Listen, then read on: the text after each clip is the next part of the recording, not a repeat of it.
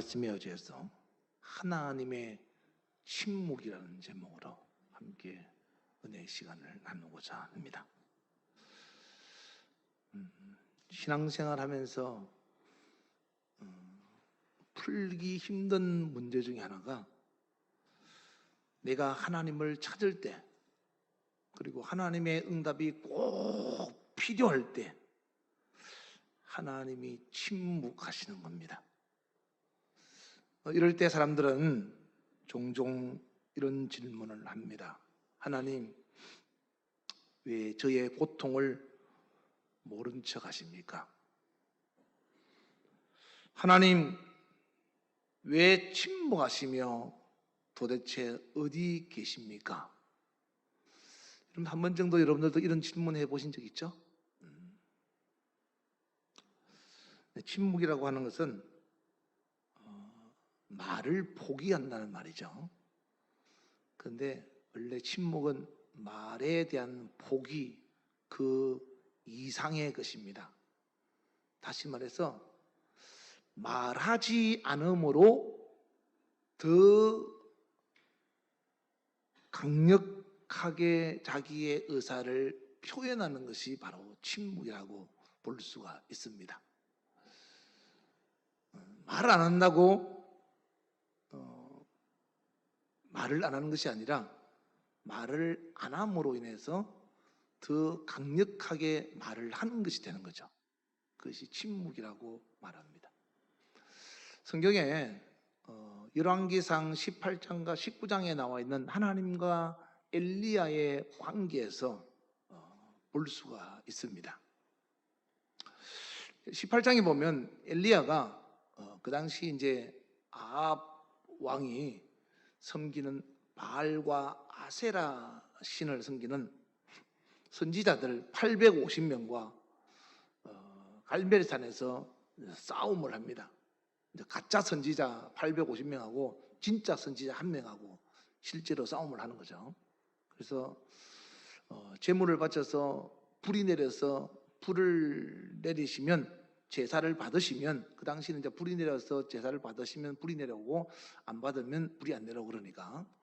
그런데 이제 850명의 선지자가 먼저 이제 제물을 갖다 놓고 제사를 지내는데 아무리 해도 이제 불이 안 내려오는 겁니다. 그래서 엘리야가 야, 너의 신은 어디 갔나 보다.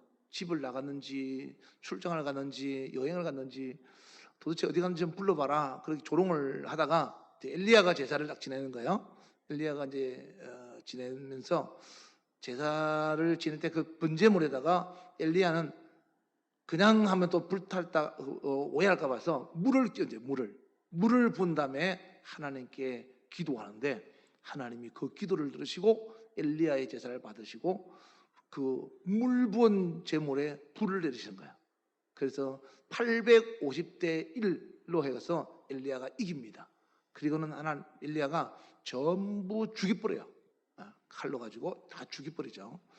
그래서 850명을 전부 죽이는데 이 사실을 아합 왕이 자기 아내 그 이세벨이라고 하는 아내, 그 당시도 아마 아내의 치맛바람이 좀 더 셌나 봐요. 이세벨에게 여보, 그 엘리야라는 놈이 말이야 우리 신들을 섬기는 선지자들 다 죽여버렸어. 그랬더니 이세벨이 화가 나가지고 저 엘리야 저놈을 오늘 당장 내 죽여버리겠다고.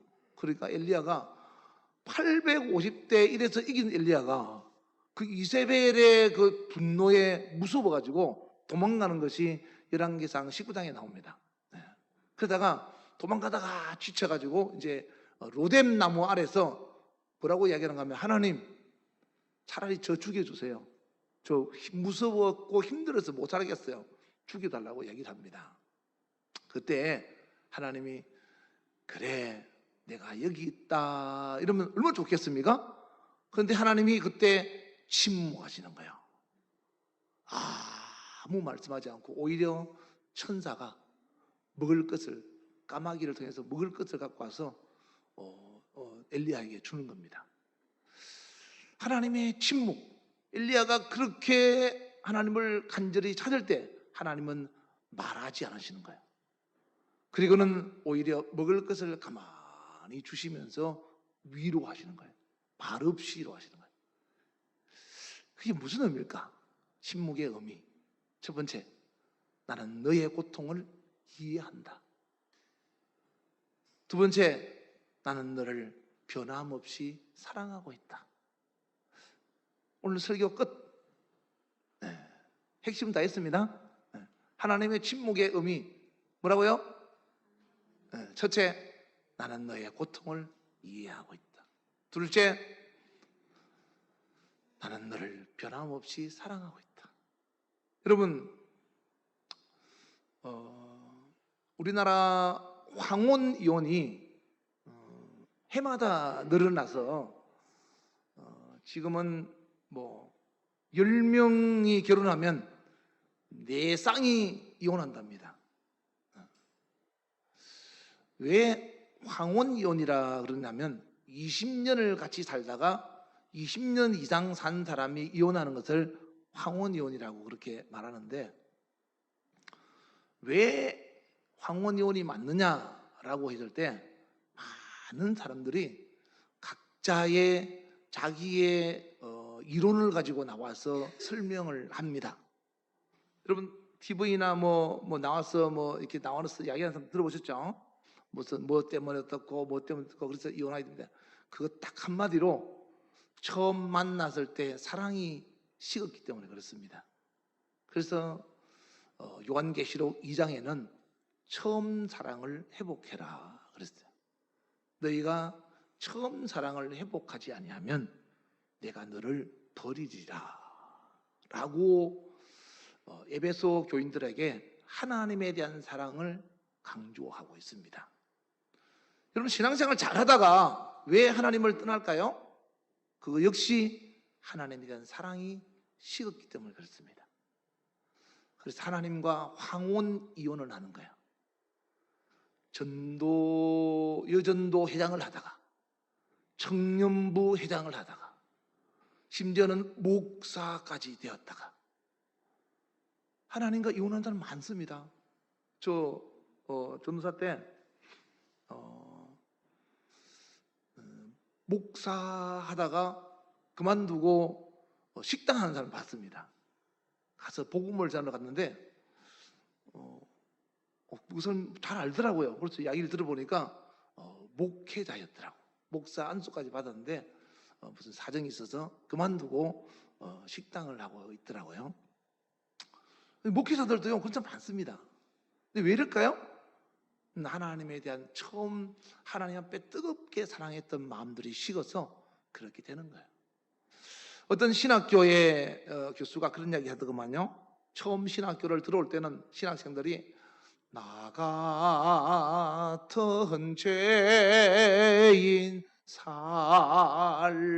살리신 주여 내 놀라와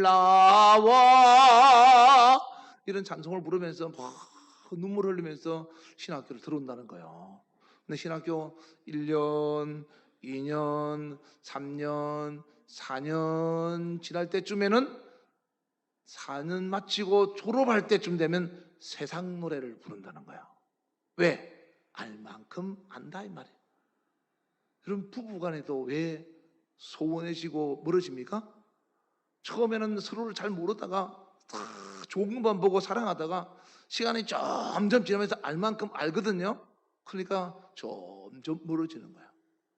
물론 살다 보면 뭐 헤어질 만한 그런 여러 가지 문제가 없잖아 있습니다.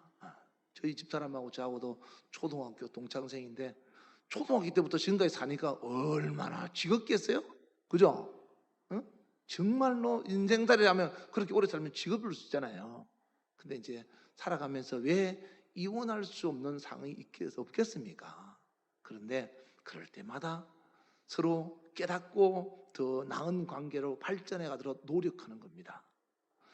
관계가 멀어졌을 때 다시 회복하는 비결은 제가 일부 때도 말씀을 드렸는데, 첫 번째, 자신의 잘못에 대한 진솔한 고백하는 시간이 있어야 돼요.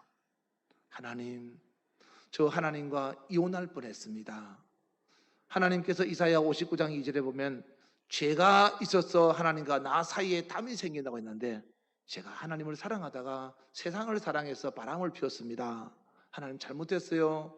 용서해 주세요 하고 하나님께 죄를 고백하면 하나님이 그래 내가 기억하지 않으마 내가 너를 사랑하니 너도 나를 이제는 떠나지 말라 하고 호세아서에 나와 있는 말씀처럼 하나님이 그렇게 보듬어 주십니다. 세상 사람들도 마찬가지예요. 남편이 아내한테, 아내가 남편한테, 부모가 자식한테, 자식이 부모한테, 자식만 부모한테 잘하는 것이 아니고 부모도 자식한테 잘해야 합니다.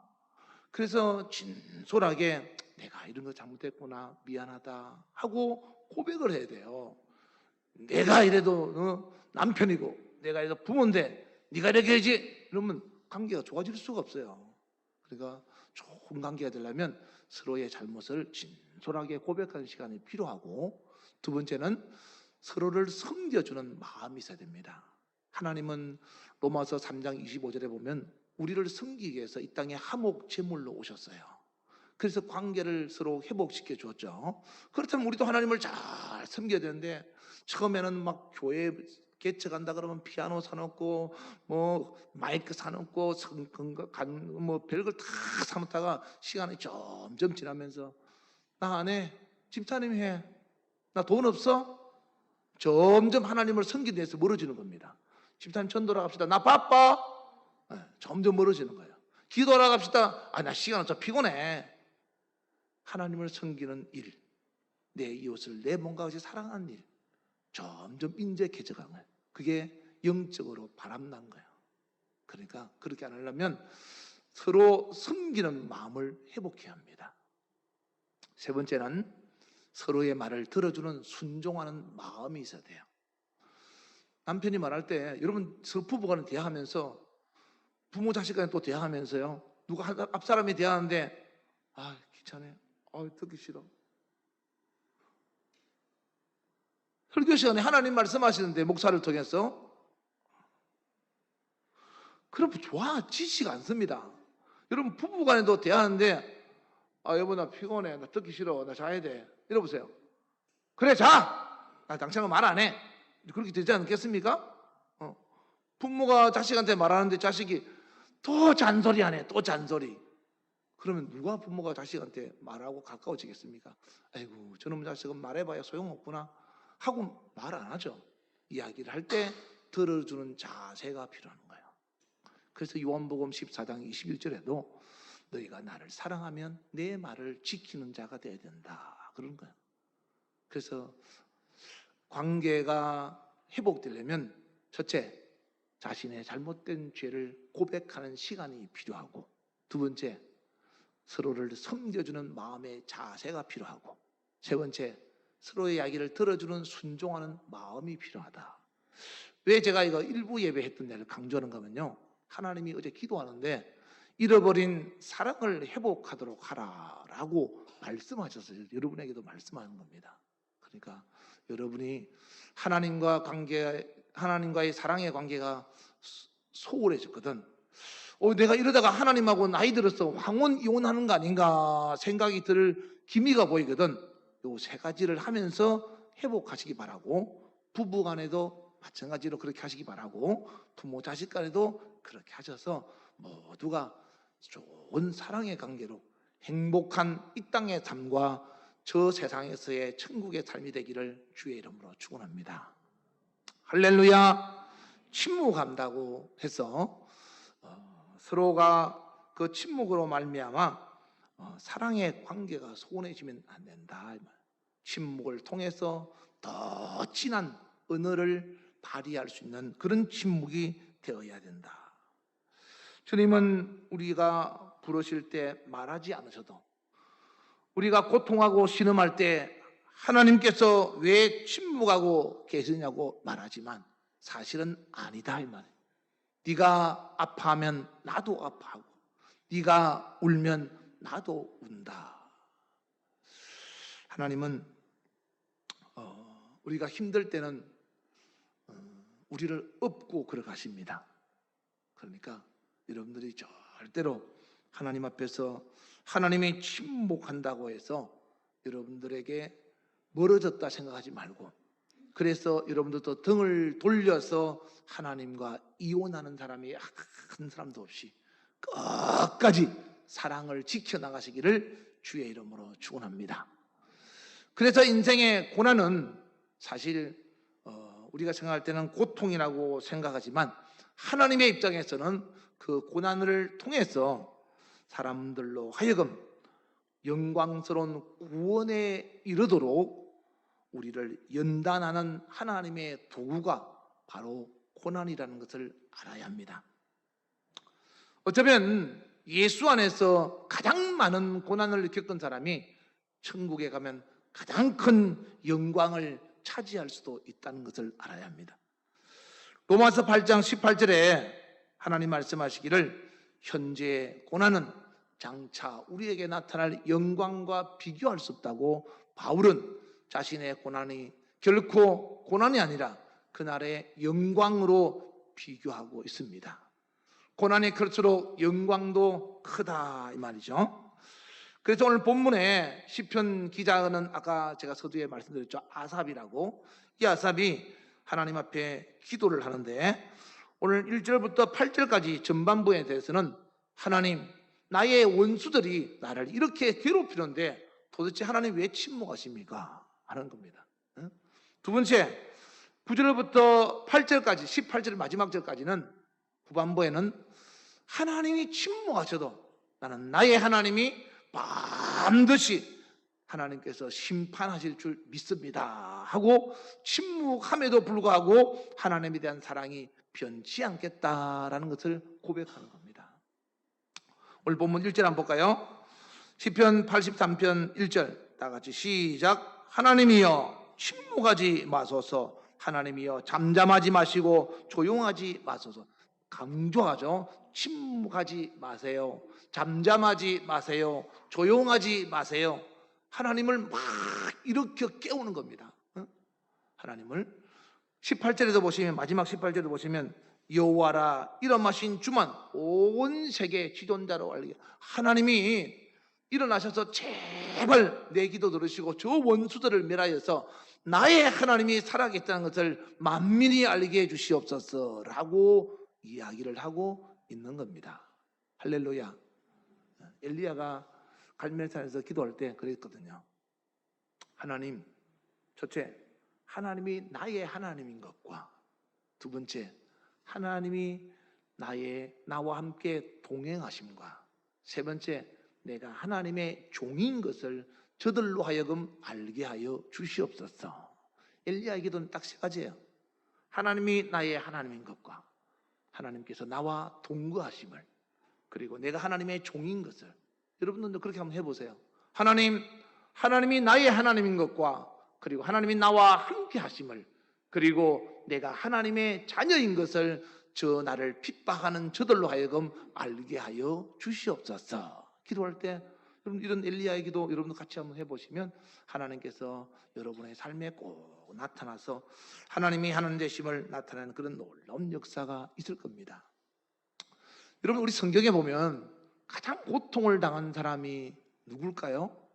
오늘 본문 시편 바로 앞에 있는 욥이라는 사람, 여러분 다 아시죠?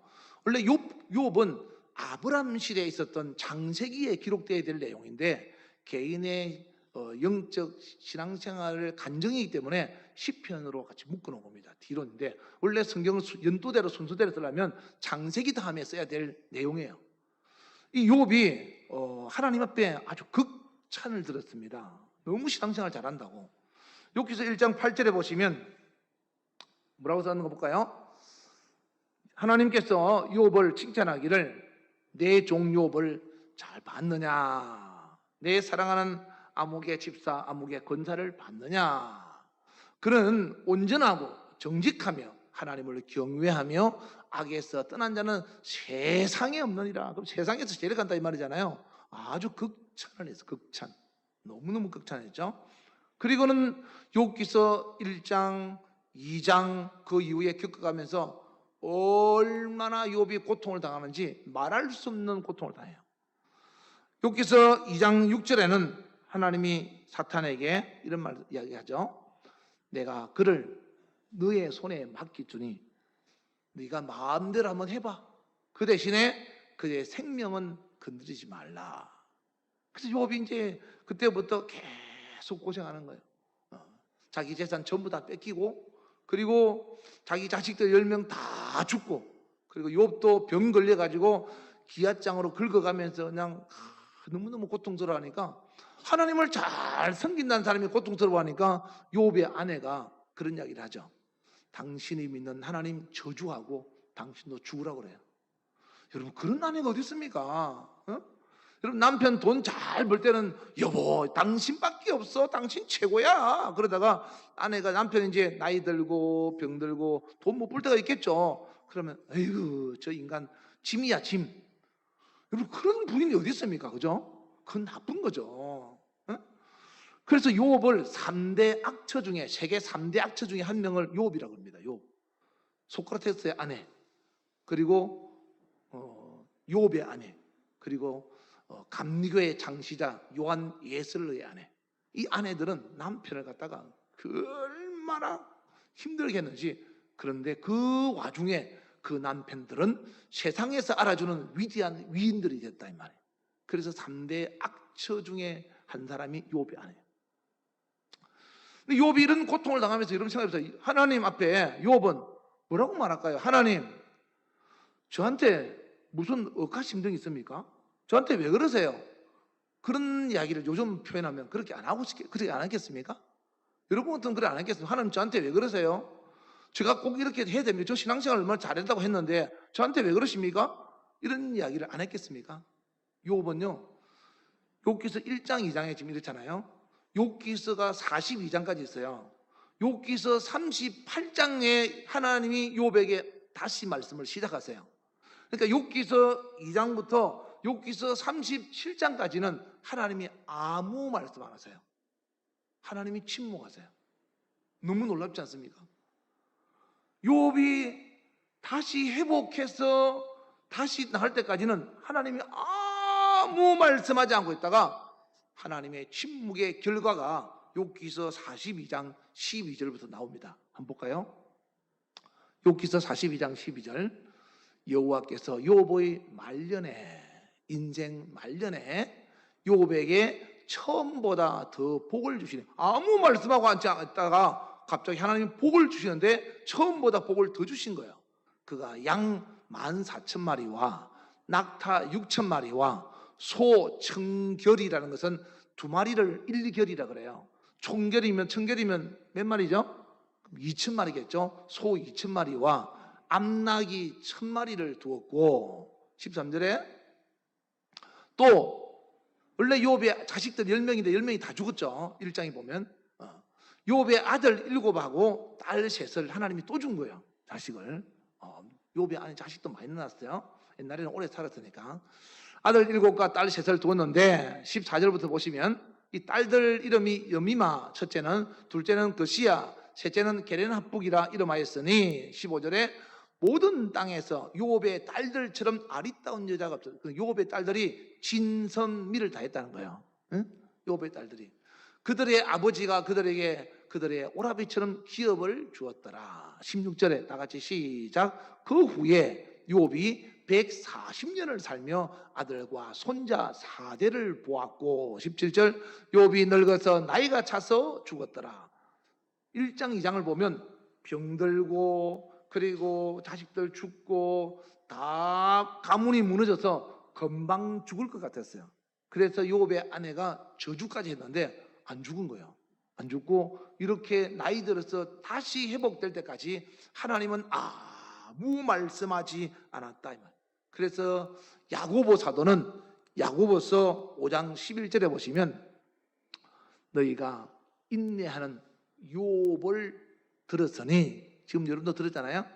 욥의 인내를 들은 너희들처럼, 욥의 인내, 욥이 이제 왜 이렇게 됐는가 하면 하나님은 자비하시고 긍휼하시기 때문에 절대로 하나님 택한 백성들을 그냥 버리지 않나 이 말이에요. 여러분들이 고난을 당하고 힘들고 하나님 믿으면서도 뭐 잘 되는 것도 없고 안 되는 것 같고 병도 들고 재단도 잃어버리고 하는 것 같지만 하나님은 절대로 침묵하는 것이 아니에요. 그 침묵이 모르는 척하는 침묵이 아니고 그 침묵의 기간을 통해서 저와 여러분에게 더 좋은 것을 준비하고 있다는 것을 알아야 한다라는 거죠. 할렐루야. 할렐루야. 여러분, 우리가 잘 아는 믿음의 조상 욥하고 같은 시대에 있었던 아브람도 여러분 잘 아시잖아요. 아브람을 하나님이 부르시고 창세기 16장 16절 보시면 하갈이 아브람에게 이스마엘을 낳았을 때 아브람이 자식이 못 낳아가지고 자기 아내의 종 하갈을 통해 가지고 첩을 통해 가지고 애를 낳은 거죠.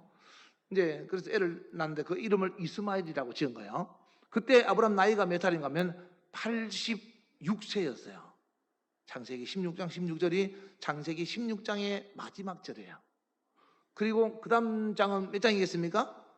17장이겠죠. 16장 16절이 마지막이니까 16장 16절이 마지막이고 그 다음에 17장 1절 그 다음 절에 보겠습니다. 아까 몇 차례라 그랬죠?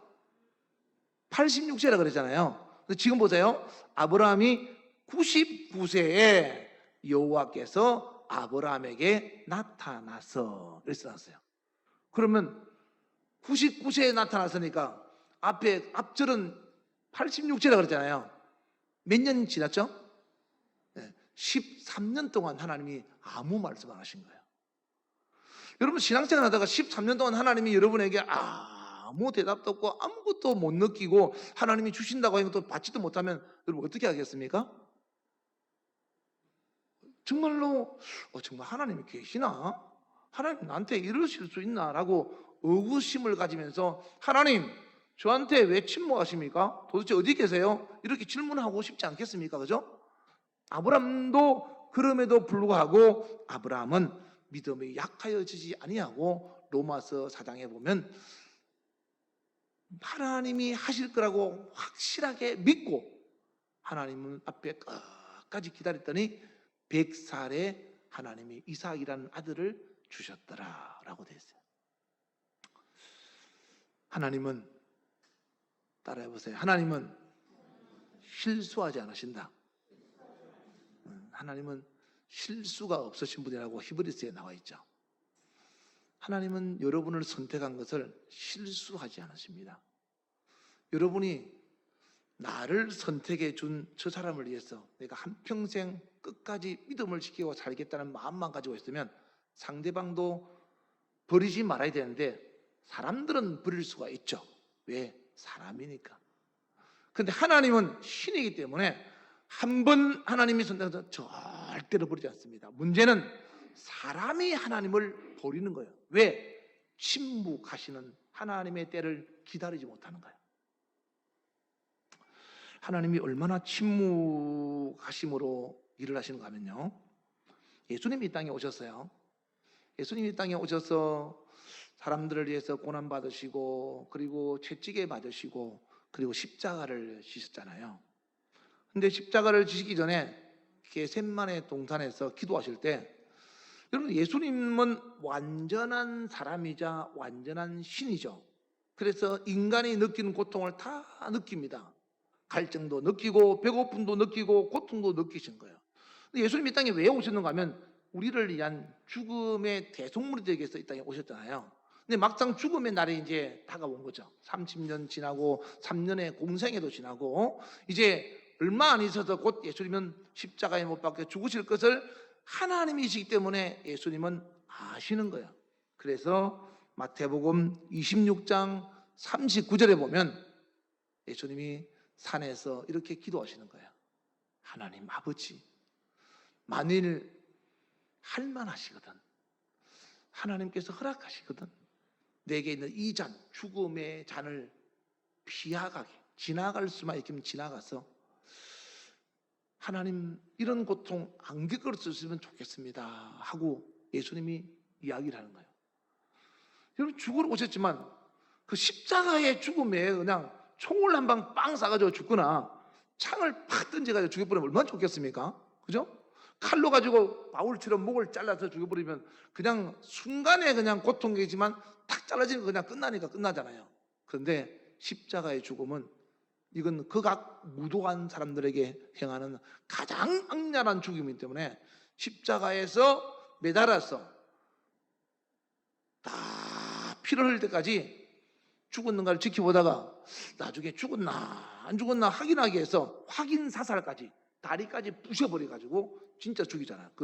근데 예수님은 차마 그렇게 또 예언자의 말대로 다리를 뼈를 부수지 못하고 그냥 피 흘린 것만 창에 찔러서 다 피 한 방울 몰아낭이 죽었잖아요. 근데 그렇게 죽음의 고통의 시간이 너무너무 긴 거야. 그게 너무 괴로운 거죠. 그래서 예수님은 이 잔이 죽음에 지나갈 이 과정이 지나갔으면 좋겠습니다 라고 얘기하는 거예요. 그럼 하나님 아버지는 어떻게 되겠습니까? 여러분 자녀가 조금만 아프다 그래도 얼른 병원 달려가잖아요. 그런데 예수님이 하나님 아버지에게 부탁하는데 하나님은 침묵하시는 거예요. 아무 대답이 없었죠. 그리고 그 예수님이 마지막 순간에 마태복음 27장 46절에 예수님이 뭐라고 말씀하시는가 하면 나의 하나님, 아까는 아버지라 그랬어요. 이제는 나의 하나님, 나의 하나님. 예수님이 지금 못 박히시는 것은 하나님이 못 박히는 게 아니고 인간의 죄를 짊어지고 못 박히는 거예요.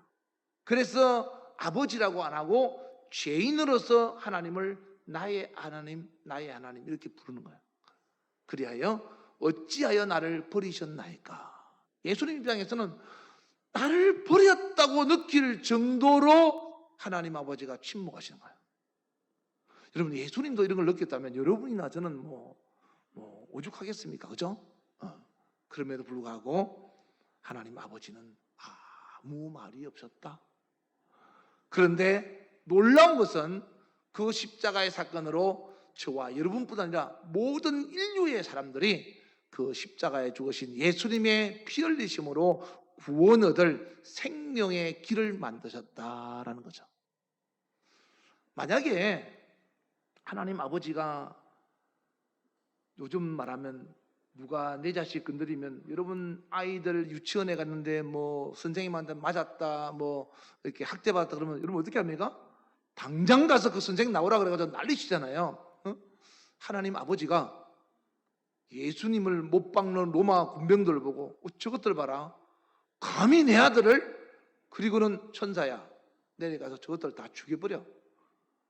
그러면 아마 흔적도 없이 사라질 겁니다. 근데 하나님은 그러지 않으셨다. 침묵하셨다. 왜 침묵하셨느냐? 위대한 생명의 길 십자가를 만들기 위해서 그렇게 하셨다라는 거죠. 말씀을 정리하겠습니다. 고린도전서 10장 13절에 보시면 사람들이 왜 이렇게 나한테는 이렇게 힘든 일이 겪는지 모르겠습니다. 하나님, 목사님, 저는 왜 남들보다 이렇게 다 인생이 힘들까요? 전 왜 이렇게 이런 인생을 살아야 됩니까? 라고 말할지 모르지만 성경은 그거는 그 사람이 감당할 만하기 때문에 하나님이 욥을 사탄에게 넘겨주고 허락했던 것처럼 허락하신 겁니다. 하나님의 허락을 여러분들은 무시하지 마시기 바랍니다. 하나님이 얼마나 나를 믿었으면 나에게 이런 일을 허락하셨을까라고 생각하고 긍지와 자부심을 가지고 끝까지 믿음으로 여러분의 고난을 이기시는 하나님의 사람 되시기를 주의 이름으로 축원합니다. 저희 노예 후배 목사 중에서 교인들도 몇몇 되지 않지만은 아이가 둘째 딸이 장애인입니다. 자폐하죠, 자폐. 그리고 세 번째 또 아이를 낳아서 우리 저기 뒤에 로엘이보다 조금 몇 달 더 큽니다. 먼저 낳아서. 그제 이제 안산에 왔었는데 한 명은 장애 자폐하는 가슴에 안고 작은 애는 이렇게 안고 팔에 안고 그 산모가 같이 왔더라고요. 보면서 저 과정을 언제까지 겪어야 되나. 여러분 그 아이가 하나님 앞에 갈 때까지 그 사모는 평생 그 아이의 보호자로 살아야 됩니다. 그죠? 그런 일을 볼 때마다 내 자녀가 건강한 것이 얼마나 감사한지. 여러분 우리 찬혁이가 머리를 멋지게 이렇게 특이하게 만들었지만 머리가 없는 사람은요, 머리 숱집 하는 사람을 보고 얼마나 부러워하는지 몰라요. 여러분, 팔을 쓰지 못하는 사람은 두 팔이 있는 사람을 보고 얼마나 부러워하는지 아십니까? 다리가 아파서 제대로 걷지 못하는 사람은요, 건강하게 걸어다니는 사실만으로도 얼마나 감사한지 몰라요. 근데 사람들은 두 다리로 멀쩡하게 걷는 것에 대해서 감사를 잘 몰라요. 머릿결이 바람에 날리는 머리가 있다는 사실에 대해서도 감사를 몰라요.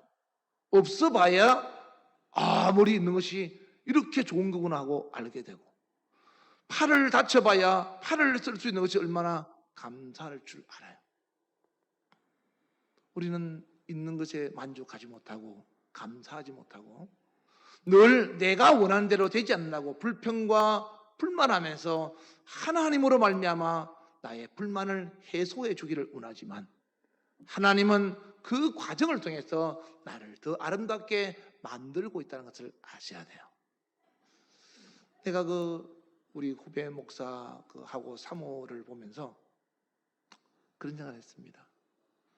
얼마나 저들에게 믿겨졌으면 저런 자녀를 맡겼을까? 그 아이의 영혼도 주님 앞에 가면 한 영혼이고, 건강한 사람의 영혼도 한 영혼인데, 주님 만났을 때 저 아이가 어쩌면 저렇기 때문에 엄마의 손에서 아빠의 손에서 계속 있다가 주님 나라 갈 수 있겠지만, 만약에 저 아이가 우리나라 대기업의 회장의 딸들이나 아들처럼, 국회의원의 아들처럼 잘 나간다고 외국 가서 유학하고 마약하고 술 마시고 음주운전으로 경찰 때리고 도망가는 그런 국회의원 아들 같은 그런 자식이라면 차라리 자폐아로 부모와 함께 있는 자식이 더 낫지 않냐 이 말이에요. 응? 인간적으로는 건강한 자녀가 나을지 모르겠죠. 하나님 앞에서는 모든 영혼은 다 똑같습니다. 과연 하나님 앞에 누가 복이 있는 사람이냐 이 말이에요. 요즘 우리나라 정말 정치인들의 자식들, 기업인들의 자식들 보면서 참 통탄할 노릇입니다. 돈 있다고, 명예 있다고 큰 소리 치고, 그리고 죄를 지어도 그냥 큰 소리 치다가 또 풀려나기도 하고, 과연 자식을 저렇게 키워도 되는가? 어떤 목자가, 양을 참 사랑하는 목자가 있었습니다. 근데 이 목자가요, 어느 날 가만히 주변 사람들이 보니까 양의 먹이를 가지고 자기 양떼를 내버려 두고 자꾸만 곳간 안으로 꼭 들어가는 거예요. 때가 되면, 먹이가 먹을 때 되면. 그래서 어떻게 그러나 싶어서 곳간 안에 같이 들어가 보니까 거기에는 다리가 부러진 양이 한 마리가 있는 거예요. 그래서 아니 어쩌다가 당신같이 양을 잘 돌보는 사람이 이런 양이 다리가 부러질 정도로 내버려 뒀습니까? 그랬더니 그 목자가 하는 말이, 이 양의 다리는 내가 부러뜨렸습니다.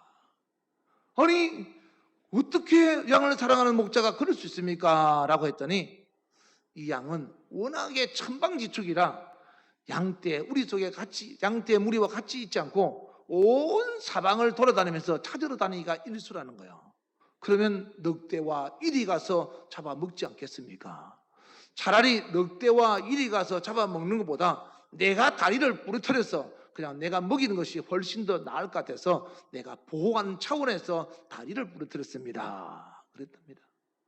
여러분, 여러분의 고난이 하나님이 여러분을 보호하기 위한 하나님의 수단이라고 혹시 생각해 보지는 않으셨습니까? 여러분의 인생에 힘들고 아픈 것이 하나님이 여러분을 찾으시는 하나님의 사랑의 메시지라고 생각해 보신 적은 없으십니까?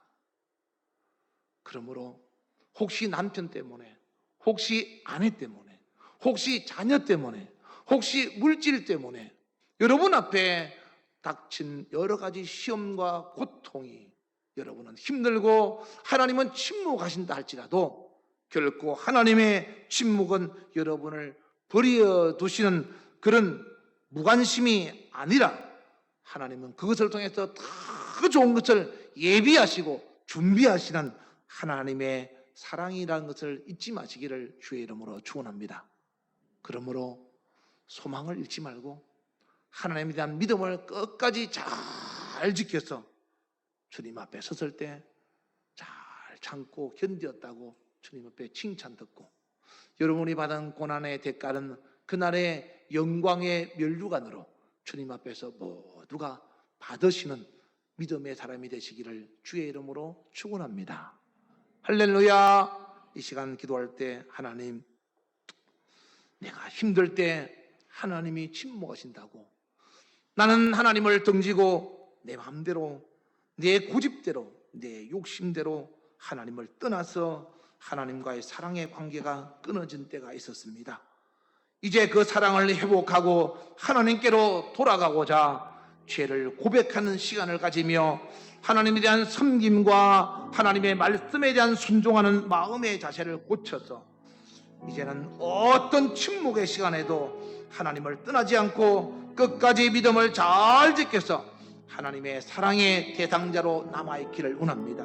주께서 말씀하신 바 하나님을 사랑하는 자, 눈으로 보지 못하고 귀로 듣지 못하고 마음으로 생각하지 못한 것을 예비하신다고 말씀하셨사오니, 오늘 우리 모두가 하나님의 침묵 속에 하나님이 예비하신 것을 다 누릴 수 있는 하나님에 대한 믿음을 끝까지 지키는 자들 되게 하여 주시옵소서. 우리 주여 한번 부르고 간절한 마음으로 기도하겠습니다. 주여! 지금은 우리 주 예수 그리스도의 은혜와 하나님 아버지의 놀랍고도 저역하신 사랑과 성령님의 교통 역사 충만하심이 오늘 말씀을 듣고 하나님의 침묵의 시간에도 낙심하지 아니하고 소망 가운데 하나님을 믿는 믿음으로 끝까지 인내하며 승리하리라고 마음에 결심하고 다짐하고 돌아가는 모든 자들 머리 위에 이제부터 영원토록 주 예수의 평강과 축복이 함께 있을지어다.